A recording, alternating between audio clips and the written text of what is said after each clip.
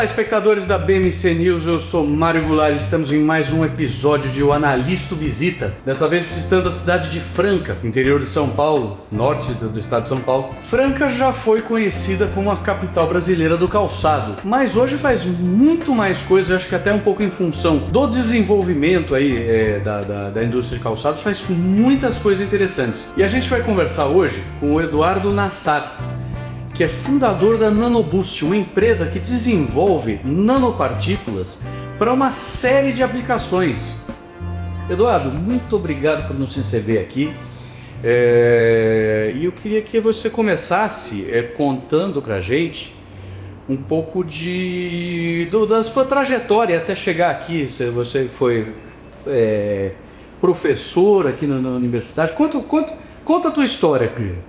Bom dia a todos e a todas, né? Meu nome é Eduardo Nassar e eu sou professor universitário, tá? Há mais de 30 anos trabalhando com desenvolvimento de materiais multifuncionais. O que são esses materiais multifuncionais? São nanomateriais com diversas aplicações, que vai desde aplicações tecnológicas até aplicações médicas, tá? Então eu fiz meu mestrado, meu doutorado nessa área, né? E iniciei minha carreira universitária em 1999. Então há 25 anos eu dou aula na universidade e faço pesquisa nessa área. Tá? Aqui em Franca? Aqui em Franca. Tá? Eu sou natural de Ribeirão Preto, mas trabalho aqui na cidade de Franca. Tá? Quando veio a pandemia, né, nesses anos todos desenvolvendo a nossa pesquisa, quando veio a pandemia, aconteceu alguma coisa diferente, acho que para todo mundo, né, mudou um pouco a vida de todo mundo. Tá? Durante a pandemia, em 2020, né, a gente confinado em casa, né, Lucas e eu, Lucas é o outro sócio fundador da Nanoboost, né, a gente estava procurando coisas novas para fazer, já que a gente estava impedido de exercer nossas atividades presenciais, né? E começamos então a participar de programas editais de aceleração para startups, né? Nossa primeira participação foi num edital da Shell, Iniciativa Jovem, onde o edital que eles lançaram era um edital que estava relacionado com a Covid. Então tinha 3 temas principais, que era Smart City, energia e combate à Covid. Tá? Nós nos inscrevemos porque nós tivemos uma ideia de as máscaras que eram usadas durante a pandemia eram máscaras que elas tinham só uma proteção física, não deixava o vírus passar, mas não fazia nada com o vírus.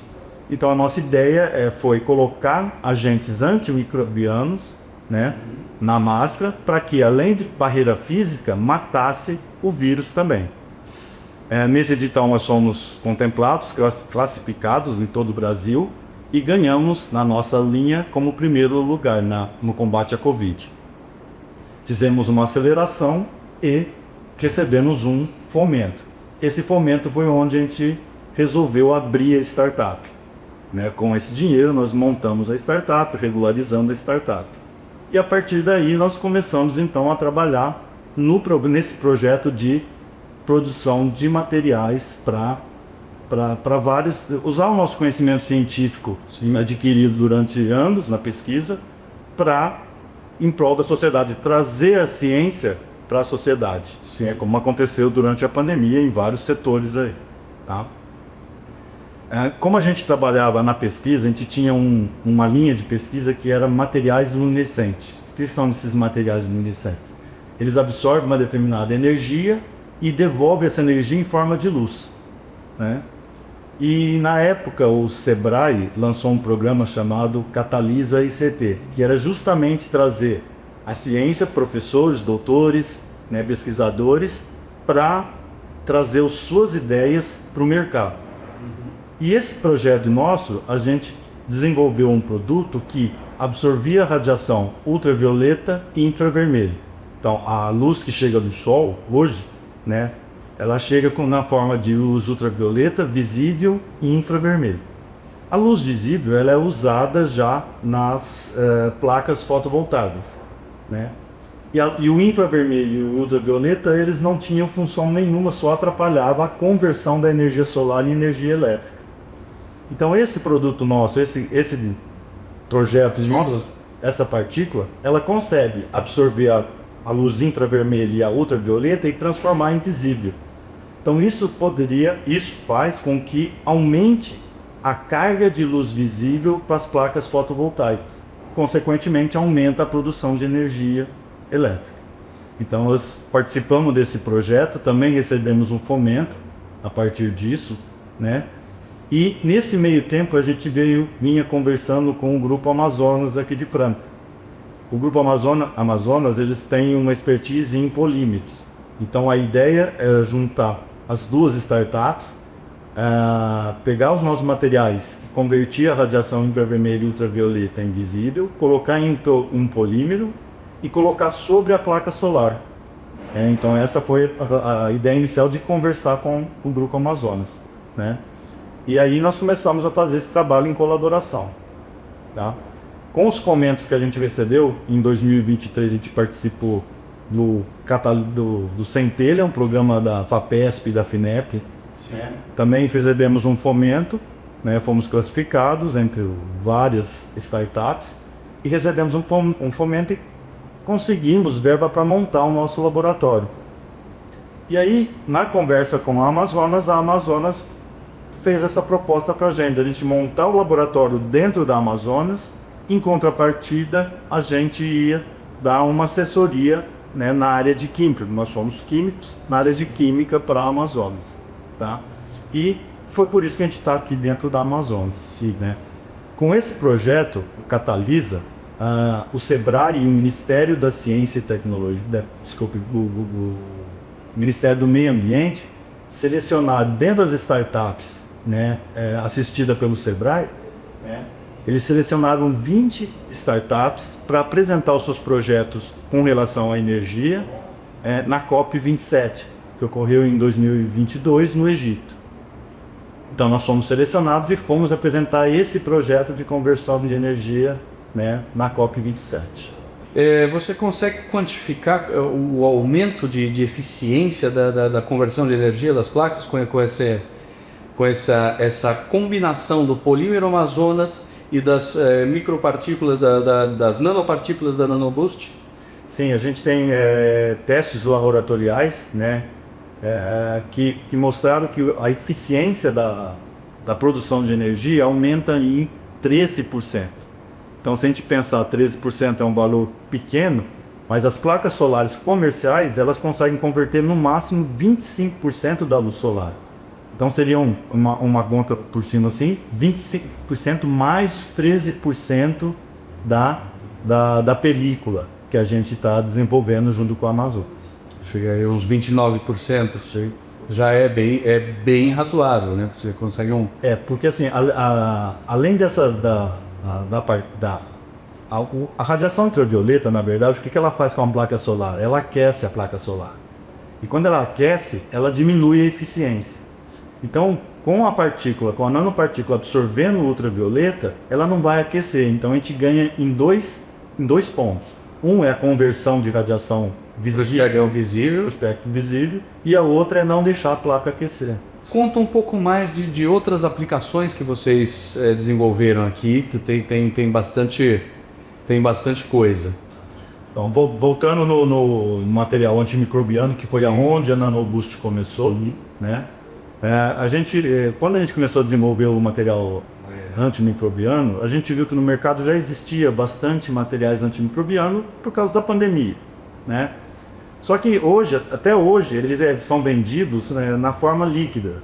Então, se você precisar, por exemplo, de 100 mil litros de um produto, né, antimicrobiano, você tem que comprar 10 caminhões pipas, né?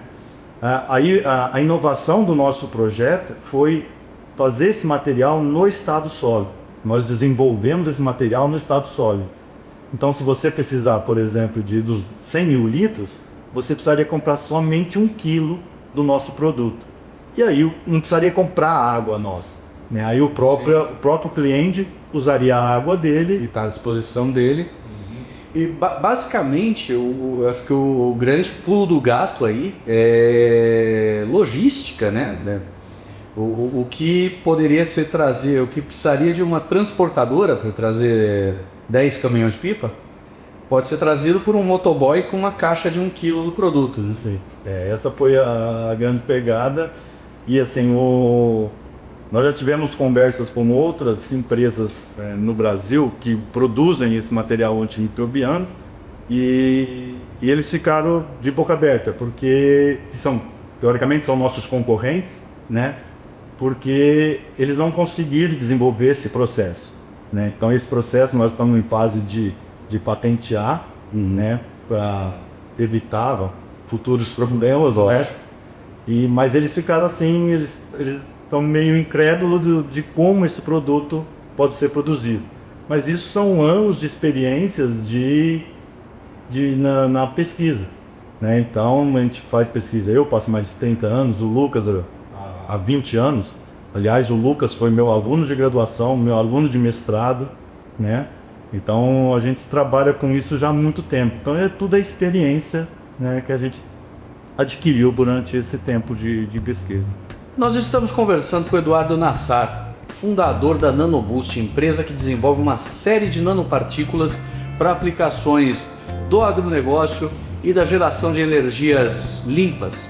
A gente vai para um rápido intervalo e já volta. Fica com a gente.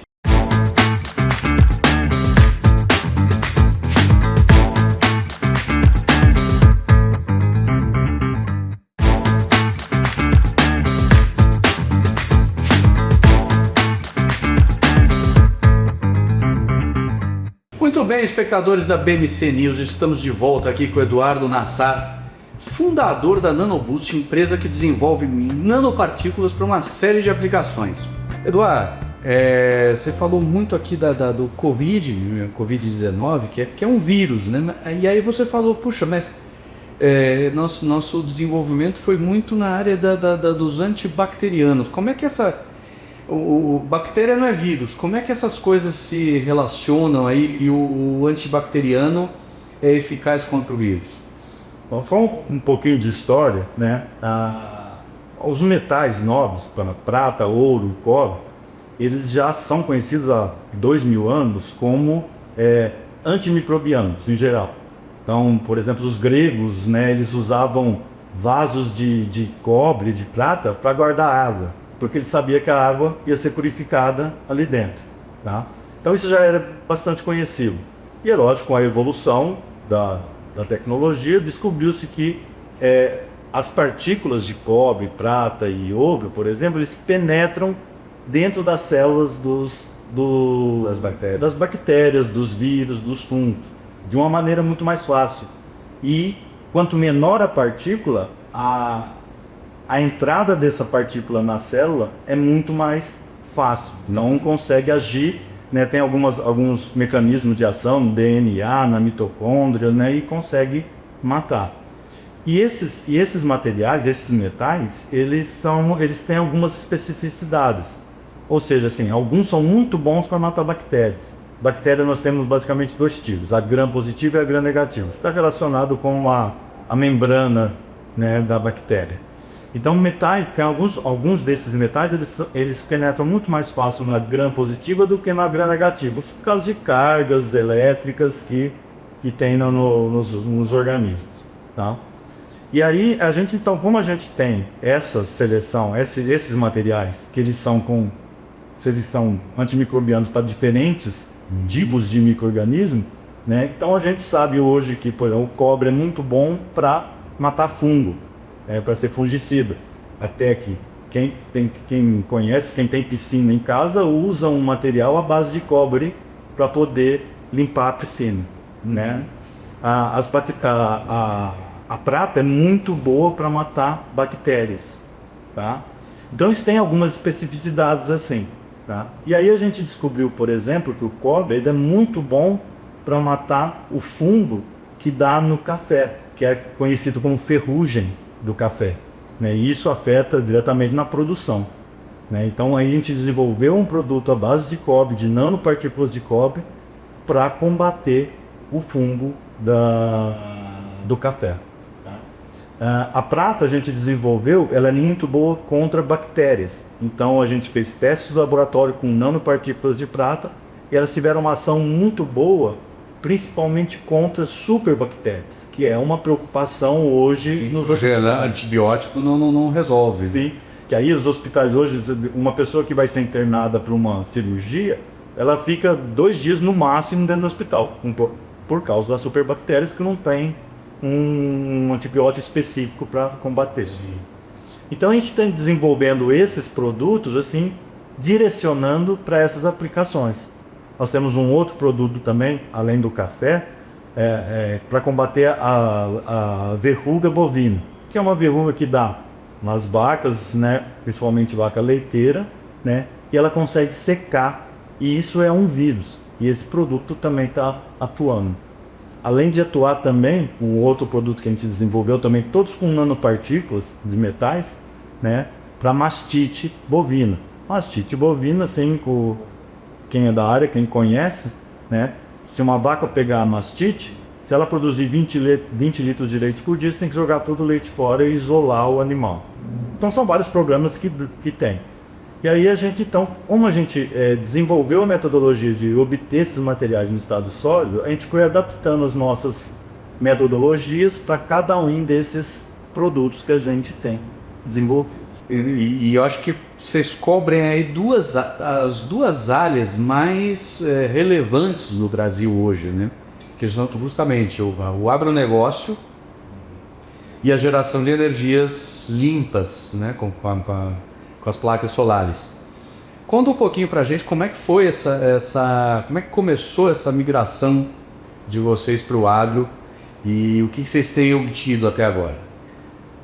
Então, a gente já conhecia, né, como eu disse, né, a ação dessas nanopartículas nesses diferentes micro-organismos. Isso, hoje a gente precisaria testar isso. Então, o primeiro passo que a gente fez foi testar em laboratório. Um laboratório especializado, com fungos, com bactérias, e aí porque a gente foi diferenciando o nosso produto. Tá? A migração assim, para a área da pecuária foi devido à necessidade da Liliane, de uma amiga nossa, né? No sítio do sogro dela, ele tinha animais que tinham essa verruga bovina. E eles tratavam da maneira convencional antiga. Né? A maneira convencional antiga é colocar um fio de cobre em volta do pescoço da vaca e aquilo ali ficava, porque o cobre vai sendo liberado e matando mais lentamente. Ou seja, já tinha uma sabedoria antiga aí no tratamento da verruga. Mas era muito lenta. E aí, quando nós testamos o nosso nanopartícula de cobre em laboratório, aí nós conversando com a Liliane, ela se ofereceu a fazer o teste no sítio do sogro dela. Né? Aí foi sensacional. A verruga bovina, eles fizeram 3 aplicações em uma semana, uns 3 e 7 dias, e a verruga sumiu, né? Coisa que com o fio de cobre demorava meses para cair, né? E aí acendeu uma luzinha, né? Como eu já tinha acendido a luzinha em 2020 para a gente abrir a empresa, né? Tentar empreender, né? Porque, né? Uma das coisas também que fez a gente empreender, a gente fica pensando, quando eu me aposentar, o que eu vou fazer? Vou ter que continuar trabalhando. Então, trabalhar alguma coisa que leve benefício à sociedade, né? E aí foi que acendeu a luzinha. Pô, se ele está funcionando para verruga, vamos fazer para verruga. Vamos pensar em alguma coisa que tenha na nossa região. Região de Franca tem café, muito café. Né? E aí a gente foi também atrás do café, né? Para os pessoal, alguns alunos de agronomia que estão fazendo estágio com a gente, que eles estão fazendo as aplicações de café. Então, faz 2 safras, nós estamos tendo resultado expressivo. E vocês fizeram teste em laboratório biológico também? Porque aqui é um laboratório químico, né?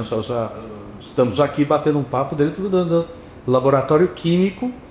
Como é que foi fazer isso aí? Foi junto com a Faculdade de Agronomia? Foi com o zootecnia veterinária para verruga? Como é que tem sido esse processo? O processo assim, de fazer as avaliações biológicas em laboratório, A gente tem... Startup é uma coisa assim, que a gente, é só vivendo para a gente aprender. As startups, em geral, elas conseguem assim, uma sinergia entre elas, uma querendo ajudar a outra. Tá? Em Araraquara, nós temos um laboratório de microbiologia que faz esses testes em laboratório contra os micro-organismos. Então a gente fez uma colaboração, a gente fez um acordo com eles. Então as startups estão se ajudando. Então a gente manda o produto para eles, eles fazem o teste e a gente comprova que no laboratório funciona e a gente tem que ir para campo para provar. Vocês têm feito esses trabalhos de campo aqui já com o pessoal de agronomia. Isso. A gente fez, da Biruba a gente fez com a Liliane como parceira e a Tainá, que é uma veterinária que cuida de gados da região. Ela estava com o mesmo programa, conversou com a Liliane nos indicou e aí agora a gente está fornecendo para ela testar nos animais que ela está cuidando. Como nós somos startups, a gente está fornecendo e está só pedindo um retorno como um relatório, né, para a gente poder divulgar isso. Né? Então a gente não está pagando para fazer os testes, mas a gente está recebendo um feedback, fornecendo material para o pessoal fazer. E o processo, qual que é o processo para levar esse produto efetivamente para o mercado? O primeiro passo tem que passar por Anvisa, tem um monte de rituais. Você já sabe que o negócio funciona, que ele dá certo, mas como é que ele vai chegar até o mercado? O primeiro passo, né, primeiro nós já demos, né? O próximo passo é a gente fazer esses testes em empresas credenciadas pelo MAPA, pelo Ministério da Agricultura e Pecuária. Tá? Porque existem laboratórios que têm que certificar que o produto funciona. Aí só com esse certificado a gente tem que pedir no MAPA o registro desse produto. Tá? Aí depois do registro que aí a gente tem que ir para o mercado. Então é um caminho, não é tão curto, né? Um registro demora de 1 a 1 ano e meio para fazer, tem um custo, né? Então o que a gente está fazendo atualmente agora, a gente vai propor um projeto para a FAPESP, que é a Fundação de Amparo à Pesquisa do Estado de São Paulo, que eles financiam startup e financiam esses processos de validação. Processo de validação no campo e depois com o mapa. Perfeito. Então nós estamos agora trabalhando nessa parte. Vamos ter aí mais uns 2 anos para esse produto efetivamente estar no mercado. Se nós formos colocar no mercado, se a startup for colocar no mercado, a gente vai ter que esperar um pouquinho. Agora, se a gente fizer um acordo, que a ideia inicial, Lucas e minha, era a gente fazer um processo B2B. Então, apresentar esse produto para uma empresa que já é a empresa do agronegócio. Sim. E ela já tem tudo isso já estruturado. Então, por isso que a gente precisa mostrar os resultados, aí para alguma empresa interessar, para a gente poder negociar ou fazer um desenvolvimento, um co-desenvolvimento, né? Coisa que a gente já faz aqui com a Amazonas, né? Mas então, é isso que a gente quer. Se a gente pretender ir para o mercado, a gente vai ter que fazer essa linha do B2B, né? Que é mais fácil, até para criar uma marca e todo esse processo é bastante complicado. Você ir sozinho desse mercado e para entrar no mercado é um pouco complicado. O Brasil tem ainda muitas multinacionais que dominam vários setores, né? E assim, a gente escuta histórias que multinacionais, se ela, por exemplo, comprar o seu produto, ela não vai pôr no mercado. Ela só vai guardar para você não ser o concorrente dela, né? Isso aí são as histórias que a gente escuta, né? Mas a gente está na luta, a gente vai correr atrás, né? E a startup, assim, o que a gente também, o pessoal fala muito para a gente do Sebrae, que uma startup da nossa área, que é uma Deep Tech, né, de tecnologia, ela demora, assim, o tempo médio para ela começar a ter retorno é mais ou menos 8 anos para ela ter retorno. Tá? E a gente está com 4 anos e a gente está começando a entrar no mercado em alguns produtos, né? Mas é um caminho a seguir que a gente está vai tentando. Eduardo, vocês têm uma parceria já bem interessante aí com a Amazonas em produtos, né? Tem aqui as partículas que vocês agregam o polímero que recobre as placas solares, que a gente já falou. Ela tem sua origem na fabricação de solados recalçados, solados de borracha, mas ela acabou derivando para uma linha muito interessante que é de polímeros de alta tecnologia, né? E vocês hoje já têm produto no mercado desenvolvido com eles. Conta um pouquinho como é que foi esse desenvolvimento. A Amazonas ela tem uma linha que é uma linha de adesivos, né? E nesses adesivos são usados aditivos para que ele melhore a adesão, né, dessa corda. A ideia inicial era a gente desenvolver um produto antimicrobiano para ser adicionado como aditivo a essa corda. Só que isso foi a ideia, começou em julho de 2023. Aí nós desenvolvemos um produto e foi adicionado, foram testes que a Amazonas fez, né? Nós estamos aqui batendo um papo com o Eduardo Nassar, fundador da Nanogust, empresa que desenvolve nanopartículas de alta tecnologia por uma série de aplicações. A gente vai para um rápido intervalo e já volta. Fica com a gente.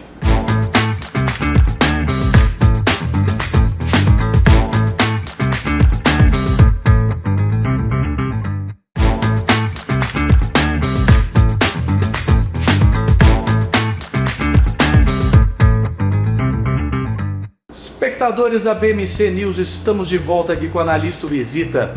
Hoje entrevistando o Eduardo Nassar, que é fundador da Nanogust, uma empresa que desenvolve nanopartículas para uma série de aplicações. Por que um antimicrobiano no adesivo? Qual que é o problema causado por micróbios nos adesivos? Não é bem nos adesivos, seria na embalagem. Então, uma caixa de papelão hoje que a gente recebe aí pelos correios, encomendas, elas são coladas, né? É passado adesivo, colas, e isso já iria proteger aquela caixa, ter um produto antimicrobiano na caixa, na embalagem, tá? Aí a Amazonas, no seu departamento de P&D, né, testou o produto e eles identificaram que a cola melhorou 25% do que eles tinham antes, né? E aí, basicamente, a gente deixou um pouco de lado a parte do antimicrobiano. O que ficou mais interessante é aumentar o poder de adesão. Sim. Do que... Sem dúvida, né? Acho que é muito relevante você ter uma performance maior de um adesivo. Eu imagino que isso aí você mensure pelo... duas superfícies coladas aguentam uma tensão de arrancamento entre elas maior. Imagino que seja esse o critério de performance. E assim, houve um outro produto, um outro diferencial, que, por exemplo, tem muitos adesivos que são usados em materiais diferentes. Então, a Amazonas fornece adesivos para a indústria noveleiras. Então você tem que aderir a madeira com a espuma. E são duas propriedades diferentes, né? E aí esse produto nosso, né, teve esse aumento, esse ganho de adesão, inclusive nessa parte da colagem da madeira com a espuma. Acho que depois o Igor deve, né, falar melhor sobre isso, né? E aí então, em meados de 2023, a gente começou a desenvolver esse produto na nanotecnologia. Nós desenvolvemos o produto, um processo para obter esse material nanométrico. Nanométrico, né, a grande vantagem dele, quando você diminui a dimensão, você aumenta a área de contato. Então isso muda as propriedades, intensifica as propriedades do tecido. E aí esse produto, então, a Amazonas testou, foi testado em campo, foi testado com os clientes da Amazonas, né? E hoje esse produto a gente tem já uma pequena produção e nós fornecemos então para a Amazonas para inserir na cola delas. Cola de alta performance. Cola de alta performance. Essa é a novidade desse adesivo da Amazonas. Sim. Né? E hoje a gente consegue, né, então, comercializar com a Amazonas, né, esse esse material, né, que está sendo bem visto no mercado então, que anos vou passar. Ou seja, já é o primeiro produto gerando receita para a empresa. Isso aí, então, a empresa já, como comentou, uma empresa, uma Deep Tech, que de tecnologia, ela demora de 7 a 8 anos para começar a ter retorno dos produtos delas. A gente começou a ter um retorno, né, pequeno, mas é um retorno que consegue manter a empresa, né, em 4 anos de desenvolvimento, de existência da Sim. E o processo de obtenção de patentes? Como é que funciona? Pode falar um pouquinho sobre isso? Quando a gente participou do programa Catalisa do Sebrae, a gente realizou um curso sobre patentes no INPI, né? E a partir disso a gente começou a ter a ideia de colocar, né, fazer a patente. Inclusive, alguns dos nossos produtos, a gente já tem a patente escrita, a gente só falta depositar, né? Mas, como a gente comentou, né, startup não tem muito dinheiro para isso, porque também envolve um custo, mas a gente está com vias de depositar uma dessas patentes. Inclusive, no programa do Sebrae, a gente tem umas capacitações e uma delas é com uma parte jurídica. Sim. E tem nos auxiliado assim, olha, cuidado com isso, cuidado com aquilo. Então tem toda a parte jurídica que, como químicos, a gente não entende muito, né? Claro, né? O técnico não conhece muito da parte política, ela é bem complexa, né? Ainda mais em termos de Brasil, como um ambiente, de certa forma, pode ser considerado muito hostil para a empresa, né?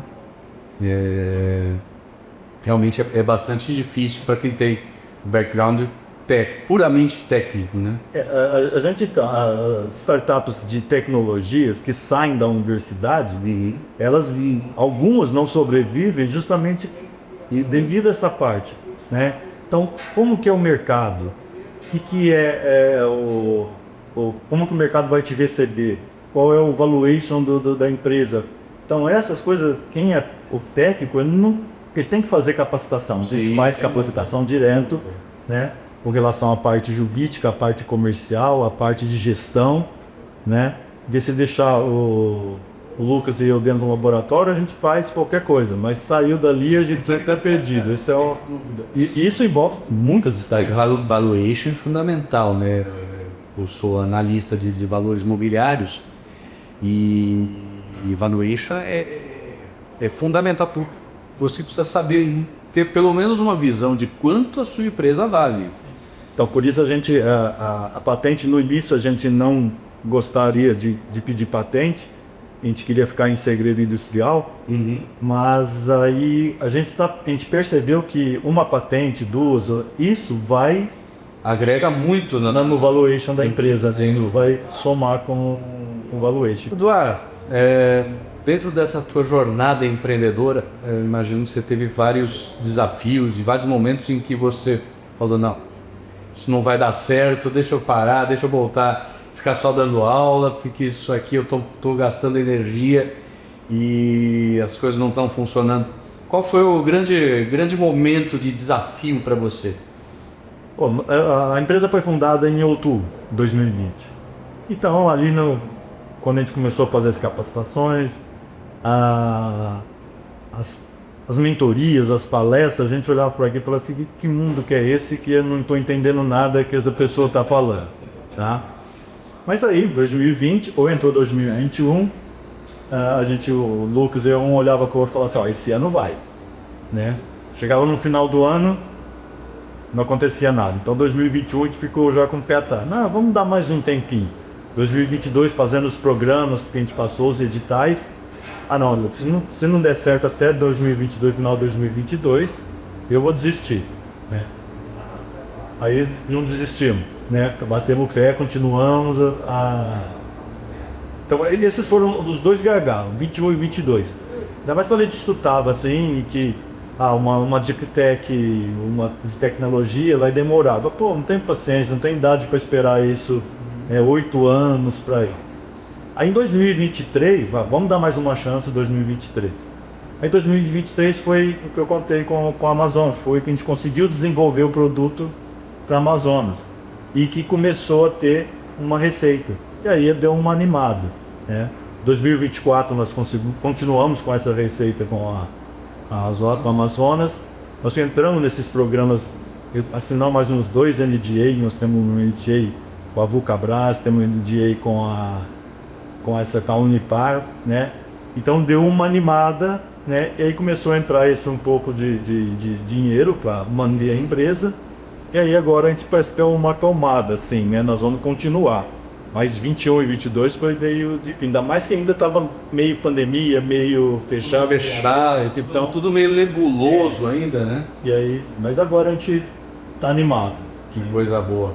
E esse polímero essa associação de partículas, de nanopartícula e polímero para as placas solares, como é que está isso em termos de mercado? A gente fez o levantamento, né? E a gente achou uma empresa no Brasil, só tem uma empresa que produz um polímero. Só que esse polímero, ele não aumenta a eficiência. Né? Ele é só tipo um isolante para não esquentar a placa solar. Então, no mercado brasileiro, a gente não encontrou nada semelhante. E a gente pensa também, no mundial também tem algumas coisas, mas não tem igual o nosso. Então, agora nessa fase que a gente está com a Amazonas, que é desenvolver um polímero próprio, porque tem algumas características desse polímero. Ele não pode ser que nem um isofio do carro, que evita que o ultravioleta entre. Sim. Né? Então ele tem que deixar passar o ultravioleta. Então é um desafio que a Amazonas está tendo, junto com a gente, né? Porque as partículas estão prontas, as partículas estão prontas, estão testadas em laboratório. Agora o desafio é o polímero que a gente está desenvolvendo junto com a Amazonas. Mas é um desafio legal, gostoso, porque eles têm expertise disso. Né? E eu acho que seria um mercado, vai ser... Porque você consegue, por exemplo, você pegar uma vida média de placas solares de 15 a 20 anos, você não precisa jogar fora. Você só colocar o polímero que ele vai intensificar. Você renova a camada protetora e... Porque hoje a gente vê, isso já está já vi reportagens, por exemplo, a Alemanha está com muito problema de descarte de placas solares, né? Porque a Alemanha já começou esse processo de energia solar faz um tempinho. Sim. Né? Então, daqui a 20 anos, que essas montes de placas solares, para onde que vão? Nós podemos reaproveitar isso. Por quê? E isso também evita, por exemplo, as placas solares basicamente são feitas de silício. Então você tem que extrair esse silício da terra. Sim. Né? Então é um problema, a mineração. Da mineração, tem custo ambiental. Toda mineração tem custo ambiental.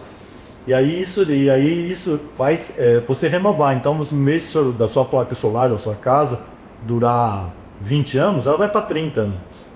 E nesse tempo, é lógico, né, as pesquisas vão usar para poder reciclar essas placas solares, reutilizar também. Né? Mas isso está sendo um desafio. Esse polímero está sendo um bom desafio para a gente, né? E para nós ficamos também, sem dúvida. Nós estamos conversando com o Eduardo Nassar, fundador da NanoBoost, empresa que desenvolve nanopartículas para uma série de aplicações. A gente vai para um rápido intervalo e já volta. Fica com a gente.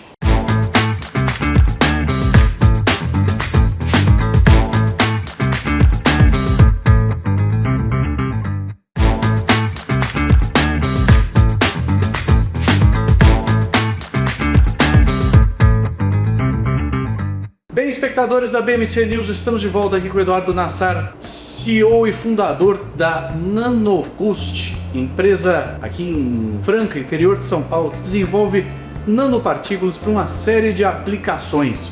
Teve um momento aí que vocês desenvolveram o produto viável para Amazonas, mas nos produtos do agro, como foi eu perceber que, puxa, acertei a mão? Resolvi um problema. Não, isso foi assim. Esse foi um dos motivos também que a gente bateu o pé para continuar com a startup, né? Porque, como você disse, de mexe a gente dá uma desanimada, vê que não está indo, né? Falta de apoio, falta de alguma coisa, né? E aí foi nesses testes que a gente fez que deu aquela animada, né? Que os resultados, eles são plausíveis, a gente vê os resultados. Então a gente tem, essa veterinária, ela manda constantemente foto da aplicação dos produtos, né? O pessoal do café, né? Então eles fazem relatório, né, semestral pra gente, mostrando fotos da evolução, né, do produto na aplicação.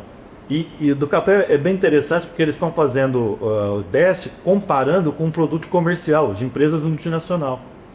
E aí a gente está ficando acima do resultado. Performance. E aí você fica animado, vou resolver o problema de um monte de gente, né? Só que não estou ainda chegando no mercado, ainda tem. Sim, ainda vem um tempo até para conseguir negociar com uma grande empresa, né? Para produto mais consolidado, né? E esses resultados, né, eles animam a gente, deixa a gente incentiva para a gente continuar na batalha, né? Que a vida de startup não é fácil. É uma pergunta que eu sempre faço para os meus entrevistados. Justamente, tem muita gente assistindo a gente, jovens, às vezes até não tão jovens, mas que estão sonhando em empreender. Que conselho que você dá para esse jovem que está sonhando em empreender? Muitas vezes ele pensa, tem muita glamourização injustificada da carreira do empreendedor. Que conselho que você dá para esse jovem? Tem que tentar. Assim, o conselho é encarar. Você vai ficar triste. Vai à luta. Vai à luta. Você vai ficar triste, vai ficar feliz. Na hora que você deu o seu negócio, a sua ideia, né, funcionando, né, dá um prazer assim imenso. Você dorme mais sossegado, né, fica com aquilo na cabeça. Eu poderia ter feito uma coisa, mas não fiz, né? Você não se arrepender do que não fez, né? Não se arrepender do que... você só pode se arrepender do que você poderia ter feito e não fez. Sim. Né? Tem que tentar. Hoje eu tô... Quando a gente fundou a empresa, eu tinha 58 anos.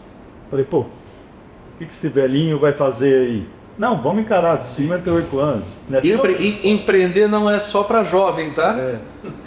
Porque existe, a gente vê várias histórias no mundo de pessoal que começou a empreender com 50, 60 anos e deu certo. Então, manda bala, vai investir em você, nas suas ideias, né? Suas ideias vão para frente, é só ter vontade e coragem. Eduardo, o que você vê para o futuro na tua área de atuação? Quais são as tendências que você vê aí para o futuro da nanotecnologia? Olha, a gente passou muito tempo... Tanto de Brasil quanto de mundo. Nada. A gente passou muito tempo na vida acadêmica e lendo artigos científicos. Os artigos científicos, quando começou o boom da nanotecnologia, até hoje, se você ler um artigo científico, eles vão falar que aquele produto vai revolucionar o mundo, tanto na agricultura quanto na parte tecnológica, né? E vai, porque a nanotecnologia, lógico que tem ainda muitos estudos a serem feitos com relação à toxicidade, muitas coisas ainda a serem estudadas, e que é uma coisa recente, né? Mas ela vai revolucionar porque você consegue colocar uma propriedade, fazer uma característica num produto final, usando uma quantidade muito pequena de produtos. Então, quando você compara assim, mas esse produto vai depois jogar fora e ser tóxico, tá? Mas a quantidade é muito menor do que você usaria hoje, né, no produto comercial. Produto tradicional. Tradicional que poderia afetar, que afeta, né? Hoje a gente pensa muito no ambiente, né? Então, é só voltando um pouquinho, dando um exemplo, que o material que a gente usa à base de cobre para o café, ele não vai contaminar o solo, porque o cobre, além dele matar o fungo, ele é um micronutriente, a planta precisa do cobre. Então é fazer essa sinergia, não só matar, mas também usar para o benefício da planta, do animal, ou seja lá o que a gente estiver aplicando. Você ainda está adicionando valor ali, introduzindo um nutriente no solo. Então aí você evita a contaminação. Hoje tem muitos produtos que ele lixiviam, ele cai na folha, vai para o solo e ali ele não é absorvido pela planta e acaba contaminando. Então, na parte da nanotecnologia, isso você consegue aliar tanto o combate quanto a nutrição da planta. Existe mais algum campo que vocês querem explorar aí da energia e do agronegócio? Você vê produtos de nanotecnologia que poderiam ser viáveis para mais algum campo de negócio? Olha, assim como eu disse, né, a gente vê muitos artigos com aplicações diversas, né, muito mais ampla do que a gente comentou aqui, né? Mas hoje a gente está focado nessas que a gente está tentando embarcar no mercado, entrar no mercado. Mas existem muitas outras que a nanotecnologia, muitas outras áreas que a nanotecnologia pode, né, afetar, atuar diretamente. Além das aplicações de agro e energia, você está em alguns desenvolvimentos, talvez ainda um pouco mais embrionários para outros campos, né? Conta um pouquinho do que vocês estão fazendo, que outros campos vocês estão pensando em explorar aí na empresa? Como a empresa começou na área, o primeiro desenvolvimento foi materiais antimicrobianos, além dos metais nobres, né, cobre, prata, a gente também desenvolveu um antimicrobiano à base de zinco, né? O óxido de zinco, ele apresenta essa propriedade de antimicrobiano. E esse antimicrobiano, o zinco, ele tem algumas particularidades. Primeiro, a cor dele, ele é branquinho, tá? E ele tem uma propriedade de refletir a luz, né? Então, esse zinco, esse óxido de zinco, ele pode ser usado, por exemplo, em protetor solar, em cosmético, né? Principalmente protetor solar. Então, essas partículas vão refletir a luz, não deixando com que a luz atinja o corpo do usuário. Antigamente, o que acontecia? Os protetores solares, eles absorviam a radiação ultravioleta, né? Mas eles absorviam e passavam para a pele essa radiação, né? Agora, com essa propriedade de refletir, a luz vai embora e não atinge o corpo, né? E do tamanho nanométrico, melhor ainda, porque você tem uma superfície de reflexão maior. Reflexão maior, né? Como você diminui o tamanho da partícula, você aumenta a superfície, né? E você então protege mais. Além disso, ele é um antimicrobiano também. Então ele também pode ser utilizado por exemplo, na pele, espalhar na pele e ficar transparente, não ficar aquela parte brancona de alguns protetores solares que existem. Bom, espectadores da BMC News, estamos no laboratório da Nanoboost conversando com o Eduardo Nassar, que vai contar algumas coisinhas aqui do laboratório pra gente. Esse aqui é um produto que vem sendo desenvolvido junto com a Amazonas. Sim. Tá? Isso aqui é uma placa solar vendida na internet para carregador de celular no acampamento. Tá? Então você leva isso, ele carrega o seu celular lá. E esse é o polímero desenvolvido, né, onde nós vamos acomodar as nanopartículas para converter a luz solar, né, em energia elétrica, para aumentar a eficiência das placas solares. Esse polímero foi testado agora há pouco tempo com a Amazonas, né? Esse polímero tem que ser transparente, tá? Para passar a radiação, e ele não pode, né, interferir na eficiência da placa, tá? Então o que a gente fez? A gente fez um teste quanto que estava produzindo de energia elétrica essa placa colocada ao sol, sim, né? E depois nós fizemos com a película por cima. Então a gente viu que não mudou, né? Não interferiu na produção de energia. Então ela tem a transparência que a gente precisa para usar como um hospedeiro para as partículas. Então agora a próxima etapa é usar esse polímero, incorporar as partículas e testar novamente o aumento da eficiência. Nós já fizemos isso, né, em um outro momento e teve aquele aumento de 13% na eficiência da conversão de energia solar em elétrica. Mas você acha que dá para fazer ainda mais com a maior absorção de raios ultravioleta? Sim, dá para a gente aumentar ainda mais. Tá? A questão do aumento, as nanopartículas, elas precisam ter certos, a gente chama até de dopantes, mas são elementos químicos que têm essa propriedade de absorver a radiação ultravioleta. Então, se a gente aumentar a quantidade desses dopantes, a gente aumenta a absorção. Consequentemente, a gente produz mais luz visível e a placa solar aumenta a eficiência dela. Perfeito, muito bom. Eduardo, me conta um pouquinho das partículas que vocês desenvolveram aí. Vou mostrar aqui as partículas antimicrobianas. Então nós temos partículas antimicrobianas à base de cobre, prata e zinco. Perfeito. Então todas elas têm ação antimicrobiana. Tá? A diferença, claramente a gente vê, é a cor. Então dependendo da aplicabilidade dela, você usa um ou outro. Por exemplo, para a agricultura a gente pode usar o marronzinho, né, que é o cobre, que não vai fazer diferença. Agora, para cosmético, protetor solar, a gente tem que usar um branco, né, para não interferir na cor do produto, né. Uma outra coisa também que pode ser utilizada é incorporar isso em tecido, para fazer roupas que tenha antimicrobiano, por exemplo, quando você transpira e tem, né, a criação de fungos ali, né? Então, dependendo da cor do produto final, a gente pode variar o tipo de antimicrobiano. De antimicrobiano, muito legal. Muito bem, espectadores da BMC News, a gente esteve aqui conversando com o Eduardo Nassar, fundador da NanoBoost. E eu queria te agradecer, Eduardo, por nos receber aqui hoje, pela nossa conversa, e te deixar aí as palavras finais para os nossos espectadores. Eu que agradeço, né, essa oportunidade de mostrar a empresa, né, é uma empresa de nanotecnologia, na nossa região não existem empresas similares, né, como você disse no começo. Franca é conhecida como uma capital do basquete ou do calçado, mas não tem uma empresa que pode fornecer, né, nanopartículas para essas empresas do calçado, né, serem mais competitivas no mercado, tá?